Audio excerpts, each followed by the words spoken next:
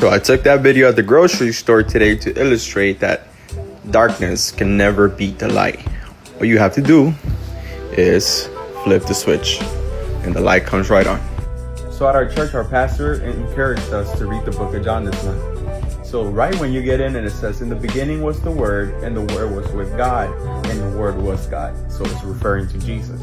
But check on verse 4. It says, in him was, probably going to be reversed there, but it says, in him was life, and the life was the light of all mankind. The light shines in the darkness, and darkness has not overcome it. So how do we flip the switch of the light of God? Is we get in the Word, and the Word comes in through our ears and goes into our hearts. And that's how that light shines in our heart and brightens up.